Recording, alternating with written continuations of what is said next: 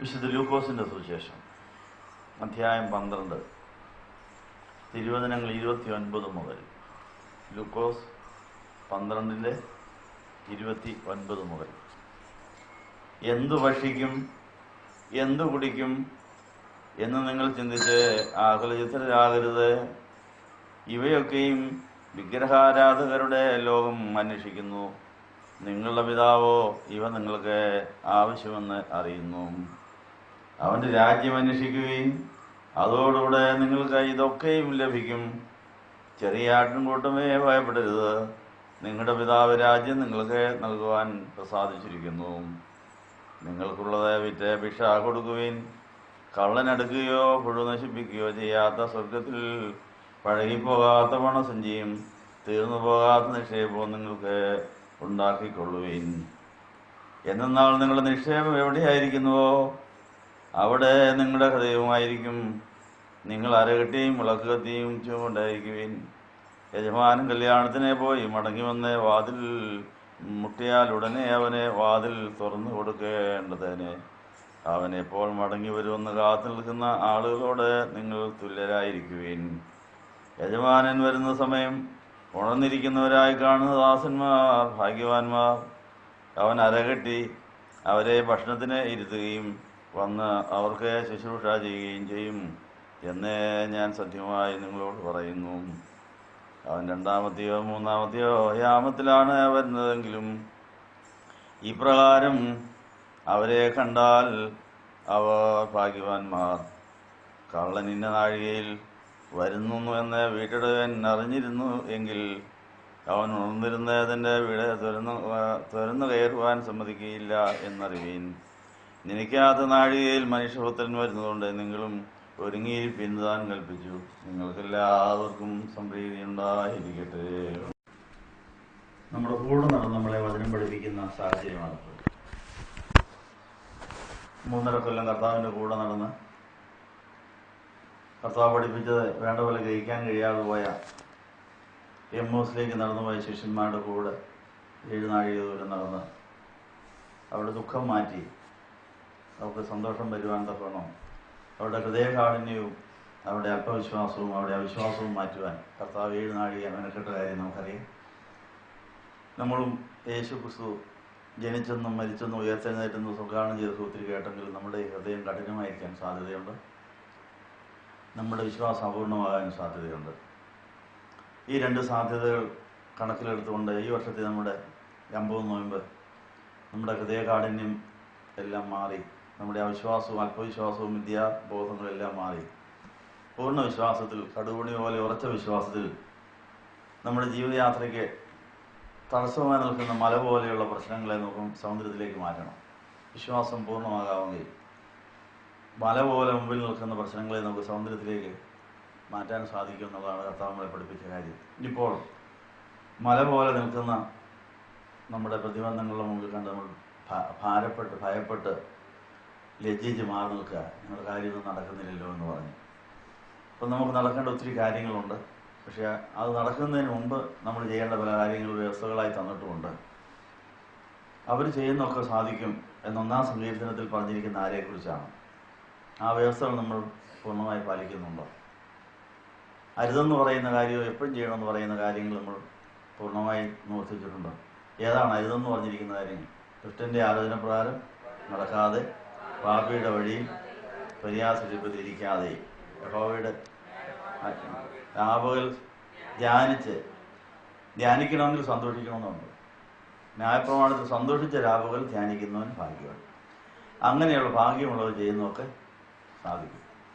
അപ്പോൾ ഇത്രയും നാളായിട്ട് ചെയ്യേണ്ട കാര്യങ്ങളും ചെയ്യുന്ന കാര്യങ്ങളും സാധിക്കാതെ നിരാശപ്പെട്ട് കഴിയുന്നവർ വളരെ കൂട്ടത്തിരിപ്പുണ്ട്.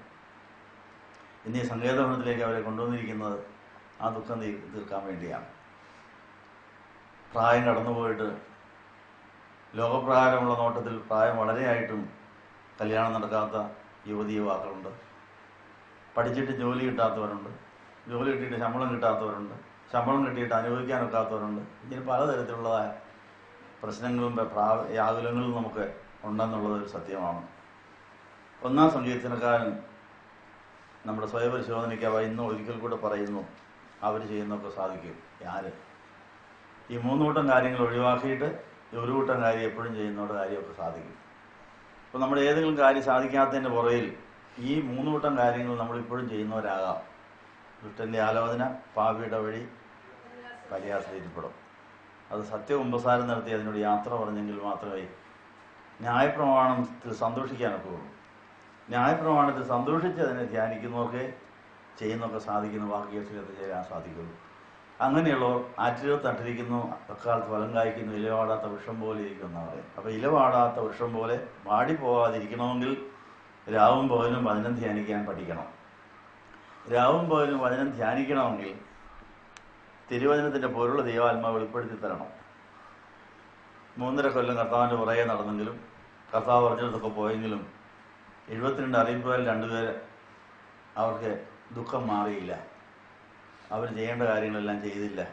അവർക്ക് നിരാശയും അസ്വസ്ഥതയും ആയിരുന്നതുകൊണ്ട് അവർ കർത്താവ് ഉയർത്തെഴുന്നേറ്റെന്ന് കേട്ടിട്ടും അതും വിശ്വസിക്കാതെ അതിലും അവർക്ക് സന്തോഷമില്ലാതെ അവർ എമ്മൂസിലേക്ക് നടന്നകലുകയായിരുന്നു. നമ്മുടെയും ജീവിതയാത്ര കർത്താവിൽ നിന്ന് അകലുന്നതാണോ? നമ്മൾ പോകേണ്ട സ്ഥലത്ത് നിന്ന് അകന്നകന്നു പോകുന്ന അവസ്ഥയാണോ?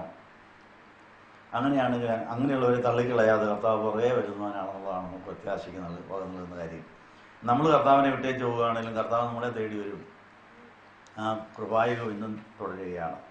അപ്പം അങ്ങനെയാണ് ഈ സങ്കേത ഭവനത്തിൽ, ഈ സങ്കേത പട്ടണത്തിൽ ഈ ജീസസ് റോഡ് വഴി ജീസസ് നമ്മളെ തേടി വന്നിരിക്കുന്നു. അപ്പം ജീസസ് റോഡ് എന്തിനുള്ളതാണ്? ജീസസ് നമ്മളെ തേടി വരാനുള്ള വഴിയാണ് വന്നിരിക്കുന്നത്. അപ്പോൾ ജീസസ് നഗറിൽ, ജീസസ് റോഡിൽ, ഈ സങ്കേത പട്ടണത്തിൽ, ഈ സങ്കേത ഭവനത്തിൽ നമ്മുടെ പുറകെ കർത്താവ് എത്തിച്ചേർന്നിരിക്കുന്നു. ഇല്ല, കർത്താവ് നമ്മളോട് കൃത്യമായി ഇടപെടുകയാണ്. എന്താ നിങ്ങളുടെ മുഖം വാടിയിരിക്കുന്നതെന്നാണ് കർത്താവ് ആദ്യം ചോദിക്കുന്നത്. എമ്മൂസിലേക്ക് നടന്നുപോയ ശിഷ്യന്മാരുടെ മുഖം വാടിയിരുന്നു. എന്താ നിങ്ങളുടെ മുഖം വാടിയിരിക്കുന്നത് എന്ന് കർത്താവ് അങ്ങോട്ട് ചോദിക്കും. കർത്താവിനറിയാം എന്താ വാടിയെന്ന്. പക്ഷെ അവരെ കൊണ്ട് പറയിപ്പിക്കുന്നത് കർത്താവിൻ്റെ ഒരു ശൈലിയാണ്. നമ്മുടെ ദുഃഖങ്ങൾ നമ്മളെ കൊണ്ടൊന്ന് പറയിപ്പിച്ചാൽ അങ്ങനെ തന്നെ ഒരു ആശ്വാസമുണ്ട്. നമ്മുടെ ഉള്ളിൽ കെട്ടിക്കിടക്കുന്ന ദുഃഖങ്ങളും സങ്കടങ്ങളും വ്യാകുലങ്ങളും ഭാരങ്ങളും ഒന്ന് പറഞ്ഞ് ആരോടെങ്കിലും ഒന്ന് പറയുക, ആരെങ്കിലും ഒന്ന് കേൾക്കുകയോ ചെയ്യാമെങ്കിൽ അങ്ങനെ തന്നെ ഒരു ആശ്വാസമുണ്ട്. ആ മനഃശാസ്ത്ര തത്വം മനസ്സിലാക്കിക്കൊണ്ടാണ് കർത്താവ് ഒന്നും അറിയാത്ത ഒരു പൊട്ടനെ പോലെ, ഒരു മണ്ടനെ പോലെ, ഒരു അന്യനെ പോലെ, ഒരു വഴിയാത്രക്കാരൻ്റെ വേഷത്തിൽ ഇവരുടെ കൂടെ നടന്നിട്ട് നിങ്ങൾ എന്താ എന്തിനെക്കുറിച്ചാണ് ദുഃഖിക്കുന്നത്? അവർക്ക് ദുഃഖം ഉണ്ടാക്കിയ കാര്യങ്ങളെല്ലാം കർത്താവ് അവരിൽ നിന്ന് കേൾക്കുകയാണ്. അപ്പോൾ അവരുടെ അതുവരെയുള്ള ജീവിതയാത്രയിൽ, കുടുംബജീവിതത്തിലും ക്രിസ്തീയ ജീവിതത്തിലും സാമൂഹ്യ ജീവിതത്തിലും അവർക്ക് പല സങ്കടങ്ങളും ദുഃഖങ്ങളും ഉണ്ട്. ആ ക്ലെയോപ്പാവിൻ്റെ കുടുംബജീവിതത്തിലെ പ്രശ്നം എന്താണെന്നറിയാമോ? ക്ലെയോപ്പാവിൻ്റെ ഭാര്യ നല്ല ഭക്തിയാണ്, പക്ഷെ ഭർത്താവിൻ്റെ ഭക്തി കുറഞ്ഞുപോയി. അപ്പോൾ ഒരു പൊരുത്തക്കേട്. അപ്പം ഭക്തിയുള്ളവരും ഭക്തി ഇല്ലാത്തവരും വീട്ടിലുണ്ടെങ്കിൽ പൊരുത്തക്കേട് വരും, അഭിപ്രായ വ്യത്യാസം വരും. ഒരാൾക്ക് പ്രാർത്ഥിക്കണമെന്നോ എനിക്കിപ്പോൾ സമയമില്ല എന്ന് പറയും. ഒരാൾക്ക് ഉപവസിക്കണമെന്നോ എനിക്ക് വല്ലതും കഴിക്കണമെന്ന് പറയും. എന്താ എനിക്കിന്ന് പള്ളിയിൽ പോകണമെന്നോ എനിക്കിപ്പോൾ നേരെയില്ലെന്ന് പറയും. അങ്ങനെ പൊരുത്തക്കേടുകൾ വീട്ടിലുള്ളപ്പോൾ മനപ്രയാസം മുറിവിച്ച് അതവായിട്ട് കിടക്കും. 72 അറിയിപ്പുകാരിൽ ഒരാളായിരുന്നു ക്ലെയോപ്പാവെങ്കിലും ക്ലെയോപ്പാവ് പല സ്ഥലങ്ങളിൽ യേശുവിന് വേണ്ടി പോയെങ്കിലും പോയിട്ട് തിരികെ വന്ന് അവിടെ പോയിടത്തിൽ നിന്ന് കിട്ടിയ ചില തിന്മകളുമായിട്ടുള്ള ആ പോരാട്ടത്തിൽ പരാജയപ്പെട്ടിട്ട് മുറിവേറ്റ് ചതഞ്ഞ് വിശ്വാസവും തീഷ്ണതയും ഭക്തിയും കുറഞ്ഞിട്ട് ഒരു മരവിച്ച അവസ്ഥ നമുക്കുണ്ടാകാം. ദൈവ ശുശ്രൂഷയ്ക്കിടയിൽ, ജീവിതയാത്രയ്ക്കിടയിൽ മരവിപ്പും വരൾച്ചയും മുറിവും ചതവൊക്കെ ഉണ്ടാകാം. അപ്പോൾ പൊരുത്തക്കേടുകൾ ധാരാളം വരും. എല്ലാവരുടെയും ഭക്തിയുടെ നിലവാരം ഒന്നാകണമെന്നില്ല, എല്ലാവരുടെയും വിശ്വാസത്തിൻ്റെ നിലവാരം ഒന്നാകണമെന്നില്ല. ക്ലെയോപ്പാവിൻ്റെ ഭാര്യയോടുണ്ടായിരുന്നു, പക്ഷെ നിനക്ക് ഭക്തി ഇച്ചിരി കൂടുതലാണ്. എന്താ ഭർത്താവിൻ്റെ ഇഷ്ടത്തിന് പൂർണ്ണമായി കീഴ്പ്പെടാൻ സാധിക്കാതെ വേണം ഭക്തി കൂടിപ്പോയെന്നാണ് ഭർത്താവിൻ്റെ വിചാരം. അങ്ങനെ സംഭവിക്കാം. നേരെ തിരിച്ചു ആകാം. ഭർത്താവിന് ഭക്തി കൂടുതലും ഭാര്യയ്ക്ക് ഭക്തി ഇല്ലെന്ന് പറഞ്ഞാൽ അങ്ങനെയും പൊരുത്തക്കേട് വരാം. ഈ പൊരുത്തക്കേടുകൾ കുടുംബത്തിൽ അകൽച്ചലും വിള്ളലുകളും ഉണ്ടാക്കും. ഇത് ശിഷ്യ സമൂഹത്തിനെല്ലാം അറിയാൻ വേണ്ട ഈ കാര്യം. ഈരണ്ടായി പല സ്ഥലത്ത് പോയി വേല ചെയ്തിട്ട് വന്നതിന് ശേഷം വിശ്വാസത്തിൽ മടുപ്പ് വന്നിട്ടുണ്ട്. അപ്പോൾ ദൈവ ശുശ്രൂഷയ്ക്ക് ശേഷം ചില ശോധനകളും ചില പരീക്ഷകളും ഉണ്ട്. അനുഗ്രഹകരമായ ശുശ്രൂഷയ്ക്ക് ശേഷം ചില പരീക്ഷകളുണ്ട്. അതുമാത്രമല്ല, പ്രശംസനീയമായ ശുശ്രൂഷയ്ക്ക് ശേഷം വലിയ പരീക്ഷകളുണ്ട്. അത് നിങ്ങൾ കേട്ടിട്ടുണ്ടോ? ഈ 2 പേരായി പോയവർ പോയപ്പോൾ യേശുവിൻ്റെ നാമത്തിൽ അത്ഭുതങ്ങൾ പ്രവർത്തിച്ചു. അനേക രോഗികൾ സുഖപ്പെട്ടു. അനേകർ വരെ മുക്തകണ്ഠം പ്രശംസിച്ചു. നിങ്ങൾ പറയുന്ന യേശു, ആ യേശുവിൻ്റെ നാമം എത്ര വലിയ നാമമാണ്. നിങ്ങൾ രണ്ടുപേരും ഞങ്ങളോട് സുവിശേഷം പറഞ്ഞുകൊണ്ടിരുന്നപ്പോൾ തന്നെ ഞങ്ങൾക്ക് സൗഖ്യം കിട്ടി, ആശ്വാസം കിട്ടി. ഞങ്ങൾക്ക് യേശുവിനെ ഒന്ന് കാണണം എന്ന് പറഞ്ഞ് വലിയ ആശയോടെ ഈ 72 അറിയിപ്പുകാർ പോയ സ്ഥലങ്ങളിൽ നിന്ന് അനേകർ ഓടിക്കൂടിയിട്ടാണ് കർത്താവിൻ്റെ അടുത്ത് 5000 പേരും 4000 പേരും ഒക്കെ വരാനിടയായത്. ഈ 2 പേരും 12 പേരും ഈ 12 പേര് 6 സ്ഥലങ്ങളിലേക്ക് പോയി. 72 പേര് എത്ര സ്ഥലത്തേക്ക് പോയി? അപ്പം ഇത്രയും സ്ഥലങ്ങളിൽ 2 പേര് പോയി. അവരുടെ സാക്ഷ്യവും അവരുടെ പ്രസംഗവും കേട്ട ഒത്തിരി പേർക്ക് വിശ്വാസം ഉണ്ടായി. ഒത്തിരി പേർക്ക് ഒത്തിരി അനുഗ്രഹങ്ങൾ കിട്ടി. അവരിവരെല്ലാം പ്രശംസിക്കുകയും ചെയ്തു. പക്ഷെ പ്രശംസ കിട്ടി കഴിയുമ്പോൾ ഉണ്ടാകുന്നൊരു പ്രശ്നമുണ്ട്. നിങ്ങൾ ആർക്കെങ്കിലും അറിയാവുന്ന കാര്യം എന്നാണ്? വല്ലവരും 2 ചീത്ത വിളിച്ചാൽ നമുക്ക് ഭയങ്കര വിഷമമാണ്. ഏറ്റവും അധികം ക്ഷീണം വരുത്തുന്ന, സങ്കടം വരുത്തുന്ന കാര്യങ്ങൾ പ്രശംസയാണ്. ഇത് പലരും മനസ്സിലാക്കാത്ത കാര്യമാണ്. നമ്മളെ ആരെങ്കിലും 100% പ്രശംസിച്ചങ്ങ് സ്വർഗത്തോട് അങ്ങ് ഉയർത്തി അങ്ങ് പൊക്കിക്കഴിഞ്ഞാലേ താഴോട്ട് വീഴാൻ സാധ്യതയുണ്ട്.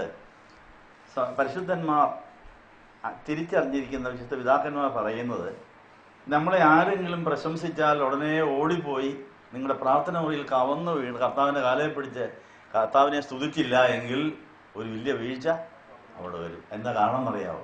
ഈ മഹത്വം എന്ന് പറയുന്ന ആരുടെ വകയാണ്? അത് കർത്താവിൻ്റെ വകയാണ്. അത് യേശുവിൻ്റെ നാമത്തിൽ ഒത്തിരി മഹത്വം കിട്ടും, പ്രശംസ കിട്ടും, ഒത്തിരി കാര്യങ്ങൾ പലരും നമ്മളെ പൊക്കി പറഞ്ഞെന്നെങ്കിരിക്കും. പക്ഷെ അത് ആരുടേതാണ്? അത് കർത്താവിനോട് കൊടുത്തില്ലേ മോഷണം കുറ്റം അവിടെ വരും. അങ്ങനെ ഒരു വചനമുണ്ട്. എൻ്റെ മഹത്വം ഞാൻ ആർക്കും, അത് എസിയ എത്രയാ? എസിയാവിൻ്റെ പുസ്തകത്തിൽ അങ്ങനെ ഒരു വചനമുണ്ട്. മഹത്വം ആർക്കുള്ളതാ? ദൈവത്തിനുള്ളതാണ്. പക്ഷെ നമ്മൾ കൈ കിട്ടിയാൽ നമ്മൾ പോക്കറ്റിട്ടുകൊണ്ട് നടക്കും. ഇട്ടുകൊണ്ട് പോയാൽ കുഴപ്പമെന്നാ? അത് കള്ളനെ തട്ടിക്കൊണ്ട് പോകും.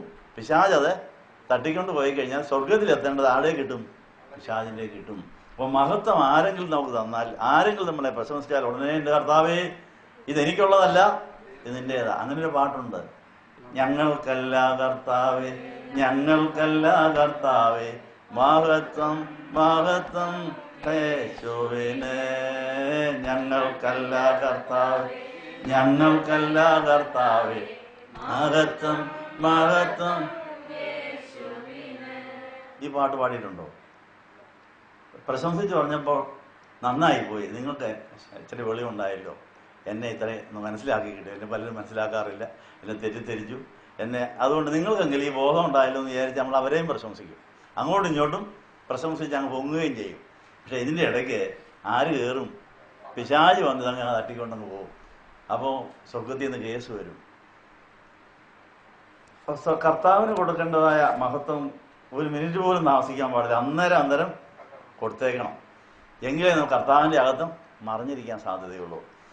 അപ്പോൾ നമ്മൾക്ക് യേശുവിൻ്റെ നാമത്തിൽ കിട്ടുന്നതായ നേട്ടങ്ങൾ, സൗഖ്യങ്ങൾ, അനുഗ്രഹങ്ങൾ മുതലായവ യേശുവിൻ്റെ തന്നെ ആയി നമ്മൾ കൈകാര്യം ചെയ്യണം. നമുക്ക് കർത്താവ് മഹത്വം തരുന്നൊരു സമയമുണ്ട്. നമ്മുടെ പണി പൂർത്തിയായി കഴിഞ്ഞാൽ മാത്രമേ അതെപ്പോഴാണെന്നറിയാവൂ. 71 സങ്കീർത്തനക്കാരൻ പറയുന്നത്, സങ്കീർത്തനക്കാരൻ ഒത്തിരി നിന്നയും ദുഷിയും വഴിയും കിട്ടിയൊരു കാലമുണ്ട്. അദ്ദേഹം നിരാശപ്പെട്ടു പോയി. മഹത്വവും ശക്തിയും കിട്ടിയവരെ ഓർത്ത് അസൂയപ്പെട്ടിട്ടുമുണ്ട്. അയ്യോ എനിക്കൊരു മഹത്വം കിട്ടുന്നില്ലല്ലോ, ഞാൻ പള്ളിയിൽ പോയിട്ടും പാട്ട് പാടിയിട്ടും ഗോയറിൻ്റെ ലീഡറായിട്ടും എനിക്കൊരു സ്വസ്ഥതയില്ലല്ലോ എന്ന് പറഞ്ഞ് നിരാശപ്പെട്ടൊരു കാലം ആർക്കുണ്ട്? ആസാഫിനുണ്ട്. പക്ഷേ പള്ളിയിൽ പോയിരുന്ന ആ സങ്കടം കർത്താവുള്ളത് ഇതെന്നാ ഇങ്ങനെ. അപ്പോൾ അവിടെ വെച്ചാണ് ഈ ആസാഫിന് മനസ്സിലായി, പാട്ട് പാടുന്നവർക്ക് ഹെയർ ലീഡർ ആകുന്നവർക്ക് മഹത്വം പോക്കറ്റ് ഇടാനല്ല, കർത്താവിന് കൊടുക്കാനാണ്. അപ്പോൾ അവനെ ശുദ്ധീകരിക്കാനായിരുന്നു നിന്നയും ദുഷിയും വഴിയും രോഗവും സങ്കടവും എല്ലാം വന്നത്. അത് മനസ്സിലായി കഴിഞ്ഞപ്പോൾ അവന് വലിയ സന്തോഷമായി. അങ്ങനെയാണെങ്കിൽ ദൈവേഷം നടക്കട്ടെ എന്ന് പറഞ്ഞ് നിന്നെയല്ലാതെ ഞാനൊന്നും ആഗ്രഹിക്കുന്നില്ല എന്നുള്ള ചിന്താഗതി. നമുക്ക് യേശുവിനെ കൂടാതെ പല ആഗ്രഹങ്ങളുണ്ടെന്നുള്ളതാണ് നമ്മുടെ പ്രശ്നം. യേശുവിനെ കൂടാതെ നമ്മളൊന്നും ആഗ്രഹിക്കാൻ പാടില്ല. യേശുവിനെ കൂടാതെയുള്ള ആഗ്രഹത്തിൻ്റെ എല്ലാം കൂടി ആർക്കൂടെ കൂടാനൊക്കും? പിശാചിന് കൂടാൻ സാധിക്കും.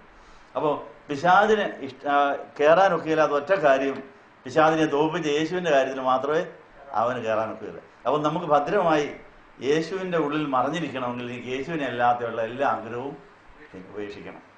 നീ മാത്രം എനിക്ക് മതി, നിന്നെ മാത്രം മതി, ഞാൻ നിൻ്റെ ഉള്ളിൽ മറിഞ്ഞിരിക്കും, നീ എനിക്ക് തരുന്നത് മതി, തരുമ്പോൾ മതി, തരുന്നിടത്തോളം മതി, ഇപ്പോൾ നേരത്തെ എനിക്കൊന്നും വേണ്ട. അപ്പോൾ നമുക്ക് എന്തെങ്കിലും ഇല്ലാതെ പോയത് അതൊരു പരീക്ഷയാണ്. നമ്മൾ യേശുവിൽ സന്തോഷിക്കുമോ എന്നറിയാൻ വേണ്ടിയാണ്. ഹബക്കൂക്കിന്റെ പുസ്തകം 3-ാം അധ്യായത്തിൽ ഹബക്കൂക്ക് കർത്താവ് സന്തോഷിച്ചപ്പോഴാണെന്നറിയാവോ? തനിക്കുള്ളതെല്ലാം പോയി കഴിഞ്ഞപ്പോഴാണ്. നമ്മളെ യേശുവിൽ ദൈവത്തിൽ മാത്രം രസിക്കുമോ? യഹോവയിൽ തന്നെ രസിച്ചുകൊള്ളാവുന്നതിന്റെ ഹൃദയത്തിൽ ആഗ്രഹം നിനക്ക്? പക്ഷെ നമ്മുടെ രസം യഹോവയിൽ തന്നെയല്ല, മറ്റു പല കാര്യത്തിൻ്റെ കൂടെ യഹോവയും കൂടെ ഉണ്ടെന്നേ ഉള്ളൂ. അപ്പോൾ എല്ലാത്തിനെയും മാറ്റി നിർത്തിയിട്ട് യഹോവയിൽ മാത്രം രസമാകാമെങ്കിൽ യഹോവ തരുന്ന സമ്മാനമാണ് കർത്താവ് യേശുക്രിസ്തുവിന്. യേശുക്രിസ്തുവിൽ മാത്രം രസിക്കുന്നവർക്ക് കിട്ടുന്ന സമ്മാനമാണ് പരിശുദ്ധാത്മാവ്. അങ്ങനെ പിതാവിനെയും പുത്രനെയും പരിശുദ്ധാത്മാവിനെയും കിട്ടിക്കഴിഞ്ഞാൽ പിതൃപുത്ര പരിശുദ്ധാത്മാവായ ത്രിയേകതയും താമസിക്കുന്ന സ്വർഗമായി നമ്മളങ്ങ് മാറുക. പിന്നെ നമുക്ക് വല്ലതും വേണോ? നമ്മൾ സ്വർഗമായാൽ പോരെ? സ്വർഗത്തിലുള്ളതെല്ലാം നമ്മുടെ ആയിക്കൊള്ളും. സ്വർഗസ്ഥനായ പിതാവിനെയാണ് ഏറ്റവും അധികം നമ്മൾ സ്നേഹിക്കേണ്ടത്. പിതാവിനെ കൂടാതെ പിതാവിനുള്ളത് കിട്ടിയാൽ ആര് കൊണ്ടുപോകും? പിശാച് കൊണ്ടുപോകും. അതുകൊണ്ട് ആ ഒരു ഏകാഗ്രത നമുക്ക് വേണം, ആ നിഷ്ഠ നമുക്ക് വേണം, ആ വ്രതം നമുക്ക് വേണം. അപ്പോൾ നമുക്ക് എന്തെങ്കിലും ഇല്ലാതെ പോയെങ്കിൽ എൻ്റെ അർത്ഥം ദൈവത്തെക്കാൾ അത് എന്തിനെയോ ആരെയോ സ്നേഹിച്ചു പോയി, രസിച്ചു പോയി, ഉള്ള ശക്തി അതിലങ്ങ് ചോർന്നു പോയി. സ്വർഗത്തിലെ ബാങ്കിൽ എത്തേണ്ടതായ നമ്മുടെ മഹത്വവും ശക്തിയും സ്വയത്തിൽ ആശ്രയിച്ചാൽ പിശാചിന്റെ ഇഷ്ടത്തിന് നമ്മൾ വഴങ്ങിക്കൊടുത്താൽ അത് അതിലേക്ക് പാതാളത്തിൽ പോകും. പാതാളത്തിൽ പോയാൽ മൃത്യു അവിടെ അവരെ മേയ്ക്കും, പാതാളയുടെ പാർപ്പിടമെന്ന് പറഞ്ഞ അവസ്ഥ ഉണ്ടാവും. 59-ാം സങ്കീർത്തനം 13-14 വാക്യങ്ങളിൽ. നമ്മുടെ ജീവിതത്തിൽ ഈ കാര്യം പരിശോധിക്കാൻ വേണ്ടി പല അവസരത്തിൽ നമുക്ക് ദുഃഖവും വരാൻ സമ്മതിക്കും, സന്തോഷവും വരാൻ സമ്മതിക്കും, മാനവും മഹത്വവും എല്ലാം വാരിക്കോരി നമ്മുടെ അതിലെ കൊണ്ട് തന്നിരിക്കും. അതൊരു പരീക്ഷയാണ്. അത് കൊടുക്കേണ്ടവർക്ക് കൊടുക്കുമോയെന്ന് അറിയാൻ വേണ്ടി. പോസ്റ്റ്മാൻ്റെയിൽ മണി ഓർഡർ എന്ന് മാത്രം വരുമെന്നറിയാമോ? ഇത്തിരി മണി ഓർഡർ വരും, പക്ഷേ അത് പോസ്റ്റ്മാൻ്റെ ആണോ? പക്ഷേ ആരുടെ കയ്യിലാണ് ഇരിക്കുന്നത്? പോസ്റ്റ്മാൻ്റെ പോക്കറ്റിലാണ് കിടക്കുന്നത്, പോസ്റ്റ്മാൻ്റെ സഞ്ചിക്കാതെ ഇരിക്കുന്നത്. പക്ഷേ അവന് അഡ്രസ്സ് ചെയ്യാൻ തപ്പി നടക്കുക. അഡ്രസ്സ് ചെയ്യാൻ തപ്പിപ്പോയി അഡ്രസ്സ് അവിടെ ഇല്ലെങ്കിൽ അവൻ റെക്കോർഡ് ചെയ്യണം. Address is out of station എന്ന് എഴുതി വെച്ചു. 7 ദിവസം വരെ അങ്ങനെ കൊണ്ട് നടക്കണം. 7ാമത്തെ ദിവസം എന്നാ പറയും? അഡ്രസ്സ് ചെയ്യാൻ കാണാനില്ല, ഈ ആഴ്ചയാൾ തന്നെ എഴുതിയെ വിട്ടേക്കണം. അല്ലെങ്കിൽ ആളുടെ ഇത് സ്വന്തം പോക്കറ്റിൽ താത്താനുള്ള കുഴപ്പം എന്നാ? കേസ് വരും, ജോലി പോകും, അപകടത്തിലായിത്തീരും. അപ്പോൾ നമ്മൾ പോസ്റ്റ്മാനെ പോലെ ദൈവത്തിനുള്ള മഹത്വം നമ്മുടെ കയ്യിൽ വന്നെന്നിരിക്കും, മറ്റുള്ളവർക്ക് കൊടുക്കേണ്ടത് നമ്മുടെ വന്നെന്നിരിക്കും. അത് രണ്ടും നമ്മൾ കൊണ്ടു നടക്കാൻ പാടില്ല. അത് ദൈവം ആർക്ക് വേണ്ടി തന്നോ അതവർ കൊണ്ട് കൊടുക്കും. നമുക്ക് കിട്ടുന്ന പണമെല്ലാം നമ്മുടേതല്ല. കിട്ടിയാൽ ഉടനെ കർത്താവ് ഇത് ആർക്ക് കൊടുക്കാൻ എന്നെ ഏൽപ്പിച്ചതാണ്. പോസ്റ്റ്മാനെ പോലെ എൻ്റെ കയ്യിൽ വന്നതാണ്, ഇത് ആർക്ക് കൊടുക്കേണ്ടതാണെന്ന് അറിഞ്ഞിട്ട് അവർ കൊണ്ട് കൊടുത്തില്ലേ നമ്മുടെ പേരിൽ കേസ് വരും. ദൈവത്തിന് കൊടുക്കാനുള്ള മഹത്വം ചിലപ്പോൾ നമ്മുടെ കൊണ്ട് തന്നിരിക്കും. അത് അവരോട് അപ്പോഴേ പറയണം, ഇത് ഞാൻ യോഗ്യനല്ല, ദൈവത്തിന് ഉള്ളതാണ്, നമുക്ക് ദൈവത്തെ സ്തുതിക്കാമെന്ന് പറയും. അപ്പോൾ അങ്ങനെ നമ്മൾ അന്നന്ന് ഈ കണക്ക് തീർത്തില്ലെങ്കിൽ സമയം കഴിഞ്ഞിട്ട് നമ്മുടെ കയ്യിൽ മഹത്വവും ശക്തിയും കെട്ടിക്കിടന്നാൽ അത് കേസായിട്ട് വലിയ കേസായിട്ട് വരാൻ സാധ്യതയുണ്ടെന്നുള്ള കാര്യം ഓർപ്പിക്കുന്നു. അപ്പോൾ ഈ ലഗിയോൻ ബാധിച്ച ആ മനുഷ്യൻ സുഖപ്പെട്ട് കഴിഞ്ഞപ്പോൾ അവന് സുബോധം വന്നു, വസ്ത്രം ധരിച്ചു, കർത്താവിൻ്റെ ശിഷ്യനായി, കർത്താവിൻ്റെ പാദത്തിലിരുന്നു. അവന് വലിയ മഹത്വവും ശക്തിയൊക്കെ കിട്ടി. വലിയ ഭ്രാന്തനായി അലറിക്കൂവി കല്ലറയിലൂടെ നടന്ന് മുറിവും ചതവുമായി നടന്നവൻ യേശുവിൻ്റെ നാമത്തിൽ, യേശുവിൻ്റെ ശക്തിയിൽ, യേശുവിൻ്റെ കൃപയാൽ സുബോധവും സൗഖ്യവും ആശ്വാസവും പ്രാപിച്ച് അവൻ കർത്താവിൻ്റെ പാദത്തിങ്കിൽ അങ്ങനെ മാന്യനായിട്ടിരിക്കുകയാണ്. കണ്ടവർക്കെല്ലാം ആശ്ചര്യം തോന്നി. അപ്പോൾ ഈ കാര്യം നീ എൻ്റെ വീട്ടിൽ പോയി വീട്ടുകാരോടൊന്ന് പറയണമെന്ന് പറഞ്ഞു. കർത്താവിൻ്റെ കൂടെ ചില നേരം ഇരുന്ന് കഴിഞ്ഞ് പറഞ്ഞു, നിനക്ക് കിട്ടിയതായ ഈ അനുഗ്രഹത്തെക്കുറിച്ച് നന്ദിയുള്ളവരാകേണ്ടത് നിൻ്റെ വീട്ടുകാരാണ് ആദ്യം. വീട്ടുകാർക്ക് നിന്നെ വേണ്ടാഞ്ഞിട്ട് തള്ളിയേണ്ട നീ കല്ലറയിൽ പോയി കിടന്നത്. നാട്ടുകാർക്കും വീട്ടുകാർക്കും വേണ്ടാത്തവനായി തീർന്നു. നിനക്ക് ഇപ്പോൾ നിൻ്റെ ആരോഗ്യം വീണ്ടെടുത്തു, സുബോധം വന്നിരിക്കുന്നു, നല്ല ക്രിസ്ത്യാനിയായി, യേശുവിൻ്റെ കൂടെ പോകാൻ നിനക്ക് നല്ല താല്പര്യവും വന്നിരിക്കുന്നു. ഒത്തിരി അനുഗ്രഹം നിനക്ക് കിട്ടി. നീ വേഗം വീട്ടിൽ പോയി ഈ കാര്യം പറയാൻ പറഞ്ഞു. അവൻ വീട്ടിലേക്ക് പോയി. വീട്ടിൽ പോയിട്ട് അവൻ തിരികെ കർത്താവിൻ്റെ അടുത്ത് വന്നില്ല. വീട്ടിൽ പോയി കേട്ടപ്പോൾ വീട്ടിൽ വലിയ സ്വീകരണം. അപ്പം അയൽവക്കക്കാരോടി വന്നു, അവരോട് പറഞ്ഞു, കർത്താവ് എനിക്ക് വലിയ സൗഖ്യം തന്നു. അപ്പോൾ ഈ കർത്താവ് പറഞ്ഞ കാര്യം, കർത്താവിനെ സാക്ഷിക്കുവാൻ, കർത്താവ് പറഞ്ഞ കാര്യം ചെയ്യാൻ അവന് കിട്ടിയതായ അവസരം അവൻ പിന്നെ ദുർവിനിയോഗം ചെയ്യുക. ഈ പറഞ്ഞയച്ച ആളുടെ കാര്യം അങ്ങ് മറന്നു, കിട്ടിയതും കൊണ്ടങ്ങ് നടപ്പായി. ഇത് നല്ല രസമാണല്ലോ. യേശുവിൻ്റെ പേരിൽ സാക്ഷ്യം പറഞ്ഞ് നടക്കുന്നാൽ ധനവും മാനവും ജീവനും കിട്ടുന്നവരൊക്കെ സമ്മാനം കൊടുക്കാൻ തുടങ്ങി. അപ്പോൾ അങ്ങനെയാണെങ്കിൽ ഇത് വീട്ടിൽ മാത്രം പറഞ്ഞാൽ പോരാ, കാണുന്നവരൊക്കെ അങ്ങ് പറഞ്ഞേക്കാം. അടുത്ത നാട്ടിലും കൂടി പറഞ്ഞേക്കാമെന്ന് വിചാരിച്ച് പുള്ളി തന്നെ പരിപാടി അങ്ങ് ഉണ്ടാക്കി. അങ്ങനെ ആ ദെക്കപ്പൊലി നാട്ടിൽ മുഴുവൻ അവൻ പറഞ്ഞു നടന്നു എന്നാണ് പറയുന്നത്. ദെക്കപ്പൊലി നാട് എത്രയാണെന്ന് അറിയാവോ? പത്തനംതിട്ട പോലെ കൊച്ചു സ്ഥലമല്ല, കേരളം പോലെയോ ഇന്ത്യ പോലെയോ വിസ്തൃതമായ വലിയൊരു സ്ഥലമാണ് ദെക്കപ്പൊലി. നിങ്ങളാ മാപ്പ് നോക്കിയാൽ അറിയാം. വേദോത്സവത്തിൻ്റെ പുറയിൽ മാപ്പുണ്ട്. അതിനകത്ത് ഭൂമിശാസ്ത്രം, ഭൂമിയുടെ ഭൂരേഖ നിങ്ങൾ നോക്കാമെങ്കിൽ അത് വളരെ വിസ്തൃതമായ ഒരു സ്ഥലമായിരുന്നു ദെക്കപ്പൊലി നാടെന്ന് പറയുന്നത്. ഒരു ചെറിയ സ്ഥലമല്ല, ഒരു വലിയ വിസ്തൃതമായ സ്ഥലത്തിൻ്റെ പേരാണ് ദെക്കപ്പൊലി. അവൻ ദെക്കപ്പൊലി നാട്ടിൽ മുഴുവൻ കർത്താവിന് ഒരു കാര്യം അങ്ങ് മറന്നുപോയി. കർത്താവിൻ്റെ അടുത്ത് പോയി റിപ്പോർട്ട് കൊടുക്കാൻ. അവനോട് വീട്ടിൽ പോകാനേ പറഞ്ഞുള്ളൂ. എന്നിട്ട് ഉടനെ അവൻ കർത്താവിനെ തപ്പി നടക്കേണ്ടതായിരുന്നു. കർത്താവിൻ്റെ കൂടെ അവൻ പോകേണ്ടതായിരുന്നു. കുരിശിൻ്റെ ചുവട്ടിൽ എത്തേണ്ടതായിരുന്നു. ഉയർത്തെഴുന്നേറ്റ് യേശുവിനെ കാണേണ്ടതായിരുന്നു. പെന്തക്കോസ്തി പെരുന്നാൾ കൂടേണ്ടതായിരുന്നു. ഇതെല്ലാം പോയില്ലേ? യേശുവിൻ്റെ നാമത്തിൽ കുറച്ച് ധനവും മാനവും ജീവനും കിട്ടിയപ്പോൾ അതും കൊണ്ട് അങ്ങ് നടന്നു. അതിനങ്ങ് പോയി. അതുകൊണ്ട് എന്ത് സംഭവിച്ചു? ദൈവത്തിന് കൊടുക്കേണ്ട മഹത്വവും ശക്തിയെല്ലാം സ്വന്തം പോക്കറ്റ് ഇടാൻ അവനെ പിന്നെ കാണാനില്ല, അറിയാനില്ല. ഇങ്ങനെയുള്ള അബദ്ധം ഈ ആത്മീയമണ്ഡലത്തിൽ വരാൻ സാധ്യതയുണ്ട്. ഈ അപകടത്തിൽ നമ്മൾ രക്ഷപ്പെട്ടു കൊള്ളണം. കുറേനക്കാരൻ ശീമോൻ കർത്താവിൻ്റെ കുരിശ് ചുമക്കാനുള്ള ഭാഗ്യം ലഭിച്ചു. അവൻ വഴിപോക്കനായിട്ട് ഇതിലേ പോയതാ. കർത്താവ് കുരിശും കൊണ്ട് വീഴുന്ന കണ്ടപ്പോൾ ഈ കർത്താവിനെ ഒന്ന് കുരിശിച്ചുകൊണ്ട് ഇവർക്ക് പോകാൻ ഇത് പണി പറ്റുകയല്ലെന്ന് മനസ്സിലായി. ഇയാളെയും കൊണ്ട് അവിടെ എപ്പോഴെത്തിക്കാൻ നോക്കും? ഇതൊന്ന് കുരിശിച്ചേച്ചെന്ന് അവർക്ക് പോയി വല്ലൊന്നും കഴിക്കണ്ടേ, വല്ലൊന്നും കുടിക്കണ്ടേ? അതുകൊണ്ട് അന്നത്തെ പണി തീർക്കണമെങ്കിൽ ഇവനെ കൊണ്ട് ഈ കുരിശ് എടുപ്പിച്ച് അവിടെ ഇയാൾക്ക് എടുക്കാനുള്ള ശക്തി തൊട്ടില്ല താൻ. അപ്പോൾ കുറേനക്കാരൻ ഇവനെ പിടിച്ച് നീ അങ്ങോട്ട് ചുമക്കടാന്ന് പറയും. പോലീസ് പറഞ്ഞാൽ കേൾക്കാതിരിക്കാനും പോകും. പക്ഷേ അവന് വീണ് കിട്ടിയ ഒരു ഭാഗ്യമായിരുന്നു. അങ്ങനെ യേശുവിനെ കുരിശ് സഹിച്ചതുകൊണ്ട്, കുരിശ് വഹിച്ച് കുറേ നടന്നതുകൊണ്ട് ആ കുറേനക്കാരൻ ശീമോൻ്റെ കുടുംബത്തിന് വലിയ അനുഗ്രഹം കിട്ടിയെന്നാണ് പറയുന്നത്. യേശുവിൻ്റെ കുരിശ് താങ്ങിക്കൊടുത്തതുകൊണ്ട് ആ കുറേനക്കാരൻ ശീമോൻ്റെ കുടുംബം സഭാചരിതത്തിൽ അങ്ങ് വിളങ്ങി നിൽക്കുന്നു. അവിടെ വീട്ടിലെ എല്ലാ അംഗങ്ങളും അനുഗ്രഹിക്കപ്പെട്ടെന്നും സഭാചരിതത്തിലാണ് പറയുന്നത്. അപ്പം നമ്മൾ കിട്ടുന്ന മഹത്വവും ശക്തിയും കർത്താവിനെ അനുഗമിക്കുവാനും കർത്താവിനോട് നടക്കുവാനും കർത്താവിൻ്റെ കൂടെ ഇരിക്കുവാനും ഉപയോഗിച്ചില്ല എങ്കിൽ അത് ദുർവിനിയോഗം ചെയ്യപ്പെടാനും സാധ്യതയുണ്ട് എന്നാണ് പറയുന്നത്. അപ്പോൾ ഇന്ന് നമ്മൾ വായിച്ച ലൂക്കോസ് 24 ക്ലെയോപ്പാവ് എന്ന് പറയുന്നയാളിനെ പറ്റിയ അബദ്ധം എന്തായിരുന്നു? ഈരണ്ടായി പോയ വഴിക്ക് ഒത്തിരി അത്ഭുതങ്ങൾ നടന്നു. തിരികെ ചെന്ന് റിപ്പോർട്ടും കൊടുത്തു. പക്ഷേ പോയയിടത്ത് നിന്ന് കിട്ടിയ തിന്മയെ മാറ്റാനോ കിട്ടിയത് മുഴുവൻ കർത്താവിന് കൊടുക്കാനോ സാധിച്ചില്ല. അത് കുടുംബത്തിൽ പിളർപ്പാക്കി മാറ്റി. ഭാര്യയും ഭർത്താവും തമ്മിൽ അകൽച്ചയായി. ഭക്തിയുടെ നിലവാരം രണ്ടായി. പൊരുത്തക്കേടുകൾ വന്നു. അതുകൊണ്ട് എന്തു സംഭവിച്ചു? ക്ലെയോപ്പാവിൻ്റെ ഭാര്യ കർത്താവിൻ്റെ കുരിശിന് ചൂണ്ടി പോയപ്പോൾ ക്ലെയോപ്പാവ് പോയോ? എന്താ പറ്റി? അവർക്ക് പൊരുത്തം ഉണ്ടായിരുന്ന എടി ഞാനും കൂടെ വരും, നമുക്ക് ഒന്നിച്ച് പോവാം, ഈ കർത്താവിൻ്റെ അടുത്ത് നമുക്ക് പോകാമെന്ന് പറഞ്ഞാൽ പറ്റിയില്ല. പൊരുത്തക്കേട് കാരണം ഭാര്യ മാത്രം അവിടെ പോയി, ഭർത്താവ് വേറെ എണ്ണോ അകത്ത് പോയി. ഏതായാലും ഭാര്യ കർത്താവിൻ്റെ കുരിശിന് ചുവട്ടിൽ നിന്നപ്പോൾ കർത്താവിനൊരു ഉത്തരവാദിത്വമുണ്ട് ഭർത്താവിനെ നേടിക്കൊടുക്കേണ്ടത്. അതുകൊണ്ട് കർത്താവ് പറഞ്ഞതാ, നീ ആയാലും വന്നല്ലോ, നീ വന്നതുകൊണ്ട് നീ മാത്രം എൻ്റെ ഭർത്താവിനെ ഞാൻ പിടിച്ചു തരാമെന്ന് പറഞ്ഞുകൊണ്ട് ആദ്യം അങ്ങോട്ട് പോയത്. അപ്പം നിങ്ങളിപ്പോൾ ഇത്രയും പേരോട് വന്നിരിക്കുമ്പോൾ കർത്താവിന് ഒരു ഉത്തരവാദിത്വം വർദ്ധിക്കുക, നിങ്ങൾ വീട്ടുകാരെ കൂടെ രക്ഷപ്പെടുത്തുക. അപ്പോൾ ആരെങ്കിലും ആദ്യം കർത്താവിൻ്റെ സന്നിധിയിൽ വന്നാലുള്ള ഗുണം ആ വീടിനെ രക്ഷിക്കാനുള്ള ചുമതല നമുക്ക് തരും. ഒരാൾ യേശുവിൽ വിശ്വസിച്ചാൽ നീയും നിൻ്റെ കുടുംബവും ഒറ്റ ദിവസമല്ല എപ്പോഴെങ്കിലും പിടിച്ചു തരും. കർത്താവ് പുറകെ നടക്കുമെന്നാണ്. അപ്പോൾ ഇത്രയും പേര് ഇപ്പോൾ സങ്കേതഭവനത്തിലെത്തിയിരിക്കുന്നു.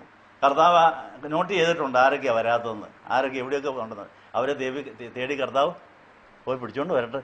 അപ്പോൾ നമ്മൾ ആദ്യം വന്നപ്പോൾ നമ്മളുടെ കുടുംബത്തിൽ രക്ഷപ്പെടാത്ത പല പാതാളത്തിൽ കാണും, മദ്യഷാപ്പിൽ കാണും, വേറെ അരുതാത്ത സ്ഥലങ്ങളിൽ കണ്ടെന്നിരിക്കാം. പക്ഷേ നമ്മൾ വന്നതുകൊണ്ട് അവരെ രക്ഷപ്പെടുത്തേണ്ട കർത്താവിൻ്റെ ചുമതലയായി മാറും. കർത്താവ് അവരെ തപ്പിപ്പോട്ട്, അവരെയും കൂടെ പിടിച്ചുകൊണ്ട് വരട്ടെ. അത് 1 പത്രോസ് 3 അധ്യായത്തിലുണ്ട്. ഭർത്താക്കന്മാർക്ക് എന്തെങ്കിലും ബലഹീനതയുണ്ടെങ്കിൽ ഭാര്യമാർ മുഖാന്തരം അതിന് പരിഹാരം വരുത്താവുന്ന ഒരു വചനമുണ്ട്. ഭർത്താക്കന്മാർക്ക് എന്തെങ്കിലും കുറവുണ്ടെങ്കിൽ ആ ഭാര്യമാർക്ക് അവരിൽ കൂടെ അതിന് പരിഹരിക്കാൻ ദൈവം കൃപ കൊടുക്കുമെന്നാണ് 1 പത്രോസ് 3 അധ്യായത്തിൽ പറയുന്നത്. അതുകൊണ്ട് അവരോട് പരിഭവിക്കുകയോ അവരെ വെറുക്കുകയോ വേണ്ട. ഈ കുടുംബത്തെ, എൻ്റെ ജീവിത പങ്കാളിയെ രക്ഷിക്കാനാണ് ദൈവം എനിക്ക് ഈ കൃപ തന്നത്. അതുകൊണ്ട് അതിന് നന്ദി പറയണം. ഈ ആളിനെ എന്നെ ഏൽപ്പിച്ചല്ലോ, ഈ കുടുംബത്തിൽ ഞാൻ വന്നു ചേർന്നല്ലോ, അതിന് ഞാൻ നന്ദി പറയുന്നു എന്ന് പറഞ്ഞ് ദൈവസന്നിധിയിൽ ഇരിക്കാമെങ്കിൽ നമുക്ക് നമ്മളിലൂടെ അവരിലേക്ക് ആ അനുഗ്രഹം പോകുമെന്നുള്ളത് നമുക്ക് പ്രത്യാശയ്ക്ക് വക നൽകട്ടെ. അപ്പോൾ ഇന്ന് വന്ന ചുരുക്കം, നമ്മുടെ കഴിഞ്ഞ കാല ജീവിതത്തിലുണ്ടായ എല്ലാ നേട്ടങ്ങളും തലയായ കർത്താവിനെ കൊണ്ട് കൊടുത്തിട്ട് കർത്താവ് അത് പങ്കിടണം. തലയോടുള്ളതായ ബന്ധത്തിൽ നമ്മൾ നിലനിന്നിരിക്കുകയാണെങ്കിൽ ശരീരത്തിലെ ഏത് അവയവമാണ് നമ്മൾ ആ അവയവത്തിനുള്ളത് കിട്ടുകയും ചെയ്യും. നമ്മൾ കഴിക്കുന്ന ആഹാരം മുഴുവൻ ആദ്യം വായിൽ വരുന്നു, കയ്യിൽ വരുന്നു, വായിൽ വരുന്നു, ഉദരത്തിൽ ചെല്ലുന്നു. കൈ പറയുക ഇത് എൻ്റെ കൈ കിട്ടിയതാണെന്ന് പറഞ്ഞാൽ വെച്ചുകൊണ്ടിരുന്നാൽ വല്ല ഗുണമുണ്ടോ? അപ്പോൾ കൈ പറയുക എൻ്റെ കയ്യിൽ ഇത് കിട്ടിയത് ഇത് എല്ലാവർക്കും കൂടെ കൊടുക്കാനാ വായിലോട്ട് കൊടുത്തു. വാ പറയുക എൻ്റെ കൈ കിട്ടിയതാ, ഞാൻ ചവച്ചുകൊണ്ടുകൂടി ഇരിക്കും, ഞാൻ താഴോട്ട് ഇറക്കുകയില്ല എന്ന് പറഞ്ഞാൽ സംഗതി ഉഴയുകയില്ലേ? അതും അപ്പോൾ വായിക്കറിയാം ചവച്ച് കഴിഞ്ഞാൽ താഴോട്ട് വിടണം. ആമാശയത്തിൽ ഇതെല്ലാം ചെയ്യണം. ആമാശയം പറയുകയാണ് എൻ്റെ കയ്യിൽ കിട്ടിയതാ, അത് ഞാൻ വിടുകയില്ല എന്ന് പറഞ്ഞാൽ അവിടെ വെച്ചുകൊണ്ടിരുന്നാലോ അവിടെയും കുഴയും. അപ്പോൾ നമ്മുടെ കയ്യിൽ ഓരോന്ന് കിട്ടുന്ന കാലമുണ്ട്, സമയമുണ്ട്. പക്ഷെ നമ്മളിൽ നിന്ന് മറ്റുള്ളവർക്ക് വിട്ടുകൊടുക്കേണ്ട സമയമുണ്ട്. അതുകൊണ്ട് ഈ ഒരു ബോധം നമുക്ക് വേണം. സഭയാകുന്ന ശരീരത്തിൻ്റെ ഒരു അവയവം നിലയിൽ ഞാൻ കൈയായിട്ടോ വായായിട്ടോ ഉദരമായിട്ടോ ഒക്കെ ചിലപ്പോൾ പ്രവർത്തിച്ചെന്നിരിക്കും. പക്ഷേ എൻ്റെ സമയം കഴിയുമ്പോൾ ഞാനത് അടുത്ത ആളിന് വിട്ടുകൊടുത്തേക്കണം. എന്നിട്ട് ഇത് രക്തത്തിലായി കഴിഞ്ഞാൽ രക്തം അത് ഹൃദയത്തിലേക്ക് കൊണ്ടുപോവുക. ഹൃദയത്തിലെത്തുമ്പോൾ ഹൃദയം പറയുമോ എൻ്റെ കിട്ടി ഞാൻ ആർക്കും കൊടുക്കില്ല എന്ന് പറയുമോ? ഹൃദയം ഉടനെ അത് എല്ലാവർക്കും പമ്പ് ചെയ്തങ്ങ് വിടുക. പാവം ഹൃദയത്തിനാണ് രക്തം കിട്ടാതെ ഹാർട്ട് അറ്റാക്ക് വരുമെന്ന് അറിയാവും. ഈ രക്തം കയറി ഇറങ്ങുന്ന ഹൃദയത്തിന് ആവശ്യത്തിന് രക്തം കിട്ടാതെ വരും ചിലപ്പോൾ. അതെപ്പോഴാണെന്നറിയാവോ? ഈ ഹൃദയത്തിന് ആവശ്യത്തിനുള്ളതായ രക്തധമനികൾ കൊളസ്ട്രോൾ കയറി അങ്ങ് മൂടും. ഇങ്ങനെ രക്തം കിട്ടുന്നെല്ലാം കൊടുത്തോണ്ട് പക്ഷേ ഹൃദയത്തിന് രക്തം കിട്ടാതെ വരുമ്പോൾ അതങ്ങ് പണിമുടക്കുന്നതാണ് ഹാർട്ട് അറ്റാക്ക് എന്ന് പറയുന്ന സാധനം. മനസ്സിലായോ? അപ്പം എല്ലാവരുടെയും കയ്യിൽ ഇത് തങ്ങിപ്പോകാൻ സാധ്യതയുണ്ട്. അമിതമായ മമതയായി കൊളസ്ട്രോൾ അത്യാവശ്യമാണെങ്കിലും അമിതമായി കഴിഞ്ഞാൽ അത് ബ്ലോക്കായി മാറും. അതുകൊണ്ടാണ് യേശുവിൻ്റെ കൂടെ എന്നും നടന്നോണം. ഒന്നും അമിതമാകാൻ പാടില്ല. അമിതമായാൽ അമൃതം വിഷമെന്നാണ് പറയുന്നത്. എല്ലാം മിതമായി ചിട്ടയായും ക്രമമായും നടന്നെങ്കിൽ മാത്രമേ എല്ലാം നമുക്ക് രസകരമാകൂ, അനുഗ്രഹകരമാകും എന്നുള്ള കാര്യം ഓർപ്പിക്കുന്നു. ആരാധനയും കൂട്ടായ്മയും മധ്യസ്ഥ പ്രാർത്ഥനയുമാണ് ഈ ദഹന പ്രക്രിയ നടത്തി കൊടുക്കേണ്ടത് കൊടുത്ത് വാങ്ങേണ്ടത് വാങ്ങുക ജന്മസാവലയോടെ സഹായിക്കുന്നത്. അപ്പോൾ നമ്മുടെ എല്ലാ ആരാധനയും കഴിഞ്ഞുള്ള സമയം മധ്യസ്ഥ പ്രാർത്ഥന വെച്ചിരിക്കുന്നതിൻ്റെ ഉദ്ദേശം ഇതാണ്. കുർബാനയ്ക്കിടയിൽ മധ്യസ്ഥ പ്രാർത്ഥനയുണ്ട്. അത് കഴിഞ്ഞ് പിന്നെയും ഉണ്ട് ബാക്കി പണികൾ കിടപ്പുണ്ട്. നമ്മുടെ കയ്യിൽ വന്നിരിക്കുന്നത് കൊടുക്കേണ്ടവർക്ക് കൊടുക്കുക, മറ്റുള്ളവർ ഇങ്ങോട്ട് വാങ്ങേണ്ടത് വാങ്ങുക. കൊടുക്കൽ വാങ്ങൽ പൂർത്തീകരിച്ചാൽ ആരോഗ്യവും കൃപയും ആഹാരവും നീഹാരവും എല്ലാം ഭംഗിയായിട്ട് നടക്കുകയുള്ളൂ. ആ കാര്യം മനസ്സിലാക്കാൻ വേണ്ടി നമ്മൾ മധ്യസ്ഥ പ്രാർത്ഥനയ്ക്ക് വേണ്ടി ഒരുങ്ങുകയാണ്. എല്ലാ ആരാധന കഴിഞ്ഞ് കുറേ സമയം 1 മണിക്കൂറെങ്കിലും മധ്യസ്ഥ പ്രാർത്ഥന നടത്തി അനേകർക്കുള്ള അനുഗ്രഹമാണ് നമ്മുടെ വരുന്നത്. ഇപ്പം ഇന്നത്തെ കുർബാനയ്ക്ക് ഇത്രയും പേരല്ല, ലക്ഷക്കണക്കിന് കോടിക്കണക്കിന് പേരുടെ അനുഗ്രഹം ഇവിടെ വന്ന് കിടക്കുന്നത്. ഇത്രയും പേരെ ഇവിടെ വന്നിട്ടുള്ളൂ. അപ്പം നമ്മുടെ ചുമതല ഇത് എല്ലാവർക്കും കൊണ്ട് കൊടുക്കുക എന്നുള്ളത്. കൊച്ചുവാൻ്റെയിൽ മണി ഓർഡർ വന്നതുപോലെ ഈ കുർബാന ഈ ലോകത്തുള്ള സകലർക്ക് വേണ്ടിയാണ്, സകല മനുഷ്യർക്ക് വേണ്ടിയാണ്. അങ്ങനെ യേശുവിൻ്റെ രണ്ടാമത്തെ വരവിന് മുമ്പേ മണവാട്ടി സഭയിലേക്ക് വരേണ്ടവർക്ക് വേണ്ടിയാണ്, ഇന്ത്യയിലെ കോടിക്കണക്കിന് പേർക്ക് വേണ്ടിയാണ്. ഇവർക്ക് വേണ്ടി എല്ലാം പ്രാർത്ഥിച്ച അപ്പോൾ അനുഗ്രഹം നമ്മുടെ കെട്ടിക്കിടക്കുക. നമ്മുടെ കയ്യിൽ നിന്നത് ആർക്കെല്ലാം വിതരണം ചെയ്യണം. എന്നിട്ട് അവിടെയുള്ള നമുക്ക് വല്ലതും കിട്ടും. അങ്ങനെ കൊടുത്തും വാങ്ങിച്ചും മാത്രമേ നമുക്ക് ആരോഗ്യമായിട്ട്. അപ്പോൾ ശരീരത്തിൻ്റെ വളർച്ച നോക്കിയേ ഏതെങ്കിലും ഒരു അവയവം തന്നെ വളരുമോ? വളർന്നാൽ എന്തൊരു വൃത്തികേടായിരിക്കും, മഹാവൃത്തികേടായിരിക്കും അല്ലേ? അത് കിട്ടുന്ന പോഷകങ്ങൾ എല്ലാത്തിനും വീതിച്ചു കൊടുക്കുക. അത് തികഞ്ഞില്ലെങ്കിലും എല്ലാവർക്കും കുറേശ്ശെയെങ്കിലും കിട്ടും. അങ്ങനെ നമ്മൾ കഴിക്കുകയും കുടിക്കുകയും ചെയ്യുന്ന ആ എല്ലാ കാര്യങ്ങളും ഉദരം അത് ദഹിപ്പിച്ച് രക്തത്തിലാക്കി കഴിഞ്ഞാൽ രക്തം അത് ഹൃദയത്തിൽ കൊണ്ട് കൊടുത്ത് ഹൃദയം അത് എല്ലാവർക്കും പമ്പ് ചെയ്ത് കൊടുത്തുകൊണ്ടിരിക്കും. അപ്പോൾ ഹൃദയത്തിന് ഇത് കിട്ടുന്നുണ്ടോ എന്ന് വലുപ്പം ചെക്കപ്പ് ചെയ്യുന്നത് നല്ലതാണ്. അതിനാ ഹൃദയം പരിശോധിക്കുമ്പോൾ അങ്ങോട്ടുള്ള ചില ധമനികളിൽ കൊളസ്ട്രോൾ കയറിയിരിക്കുന്നു, ബ്ലോക്കുണ്ട് എന്നൊക്കെ അറിഞ്ഞാൽ പിന്നെ ഓപ്പറേഷനൊക്കെ ചെയ്തില്ലെങ്കിൽ പാവം ഹൃദയം പണി മുടക്കേണ്ടി വരും. അപ്പോൾ അതുകൊണ്ട് അത് മധ്യസ്ഥ പ്രാർത്ഥനയിലൂടെ കൂട്ടായ്മയിലൂടെ ആരാധനയിലൂടെയാണ് ഈ കാര്യങ്ങളെല്ലാം പരിശോധിച്ച് യഥാസ്ഥാനപ്പെടുന്നുള്ള കാര്യം ഓർപ്പിക്കുന്നു. അപ്പോൾ ഈ ചിന്തയോടുകൂടെ വരാൻ പോകുന്ന 50 നോയമ്പ് കർത്താവിൻ്റെ മരണം, ഉയർപ്പ്, സ്വർഗാരോഹണം മുതലായവയിൽ നമ്മൾ പങ്കാളികളായി വരാൻ പോകുന്ന പെന്തക്കോസ്തി പെരുന്നാളെങ്കിലും നമ്മുടേതായിട്ട് ആത്മഫലങ്ങൾ വിളയിക്കുന്ന വിളഭൂമിയായി മാറി ഭൂമിയിലെ എല്ലാ ഇടങ്ങളിലും പോയി കർത്താവിൻ്റെ സാക്ഷികളായി കൊടുക്കേണ്ടത് കൊടുത്ത് വാങ്ങേണ്ടത് വാങ്ങി ജന്മസാവല്യം അടഞ്ഞാൽ അവൻ്റെ മഹത്വത്തിലേക്ക് നമ്മളെ കൈപിടിച്ച് കയറ്റുമെന്നാണ് 73-ാം സങ്കീർത്തനക്കാരൻ പറയുന്നത്.